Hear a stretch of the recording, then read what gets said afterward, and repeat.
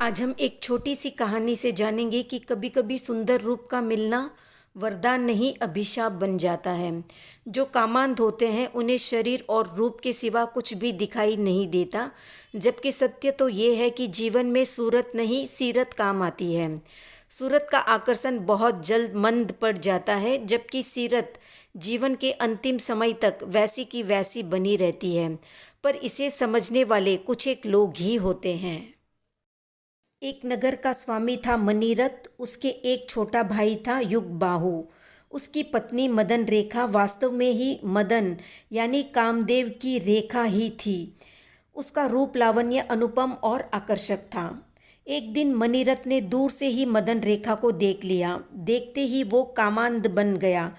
जैसे तैसे उसे ललचाने को बेचैन रहने लगा। उसके ध्यान में अपने आप को भूल बैठा।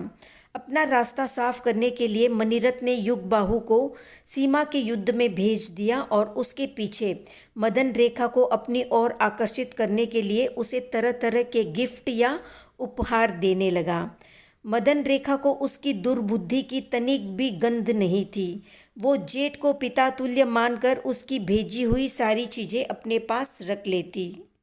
उसकी भेजी चीज़ें मदन रेखा के पास देखकर मनीरथ को लगा मदन रेखा भी उसे पसंद करती है। वैसे भी कामांध को सारे ही कामांध लगते हैं। एक दिन उसने उपाय कर दासी के हाथों मदन रेखा को अपने कमरे में आने के लिए निमंत्रण भेजा। मदन रेखा ने ये सुना तो उसे बहुत गुस्सा आया और दासी को भला बुरा कहकर भेज दिया। मनीरथ को लगा शायद मदन रेखा चाहती है कि उनके अवैध संबंधों के बीच कोई तीसरा न पड़े, इसलिए उसने हिम्मत करके खुद अकेले मदन रेखा से मिलने की योजना बनाई। मदन रेखा ने दूर से ही मनीरथ को देख लिया और वहां से निकलकर अपनी सास के कमरे में चली गई। मदन रेखा को न पाकर मनीरथ बेचैन रहने लगा और उपाय खोजने लगा किसी भी तरह से मदन रेखा को पाने का। उधर मदन रेखा का पति युगबाहु युद्ध में विजय प्राप्त कर जब घर लौट रहा था तो मनीरथ ने युगबाहु को मारने का षड्यंत्र बनाया ताकि मदन रेखा को हासिल किया जा सके। रात में वो चुपके से युगबाहु के कमरे में गया और तलवार से उसका सिर काट दिया। युगबाहु को तड़पता देखकर मदन रेखा ने उसको नमस्कार महामंत्र सुनाया और सुनते सुनते वो मृत्यु को प्राप्त हो गया। मदन रेखा मनीरथ की चाल समझ चुकी थी और वो वहाँ से निकली और वन की तरफ चली गई ताकि मनीरथ की कामांध नज़रों और इरादों से बच सके। जंगल में उसने गर्भवती होने के कारण एक बच्चे को जन्म दिया। बच्चे को वहाँ छोड़कर वो पानी लेने नदी के किनारे गई तो वहाँ एक पागल हाथी मदन रेखा को अपनी सूंड से आकाश में उछाल देता है। तभी संयोग से एक विद्याधर आकाश मार्ग से जा रहा होता है। मदन रेखा को उछलता देख वो उसे पकड़ लेता है और मदन रेखा के सुंदर रूप पर मुग्ध हो जाता है और उसके सामने उसकी पटरानी बनने का प्रस्ताव रखता है। बातों बातों में मदन रेखा उससे पूछती है, आकाश मार्ग से वैसे आप कहाँ जा रहे थे? तो विद्याधर कहता है, मैं अपने पिता जो कि मुनि बन चुके हैं उनके दर्शन करने के लिए जा रहा हूँ। मदन रेखा उससे कहती है, मैं भी आपके मुनि पिता के दर्शन करना चाहती हूँ। विद्याधर मदन रेखा को लेकर अपने पिता मुनि के पास पहुँचता है। वहाँ मदन रेखा मुनि से कहती है, आप अपने पुत्र को समझाइए, मैं उससे विवाह नहीं करना चाहती।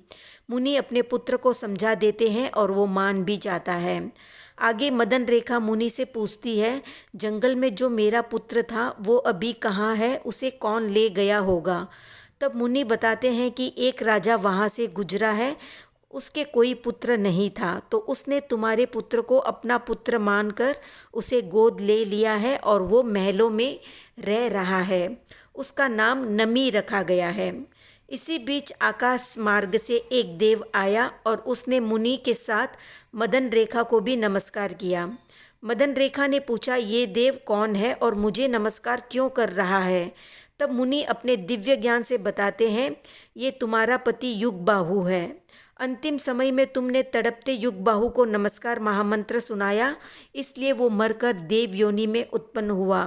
क्योंकि देव योनि अंतिम समय में धर्म आराधना करने के कारण मिली और इसमें तुम्हारा सहयोग था, इसलिए ये देव तुम्हें नमस्कार कर रहा है।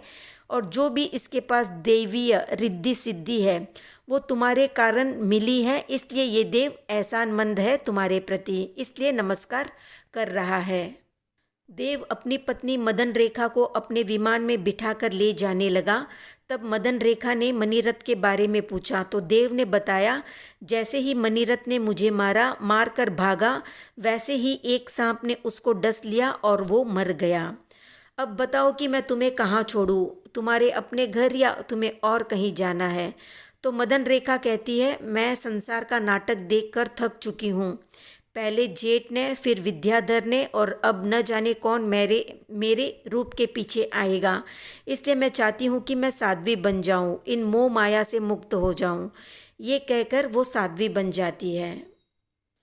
तो कभी कभी सुंदर होना भी अभिशाप हो जाता है। वीडियो पसंद आया तो लाइक शेयर सब्सक्राइब करें।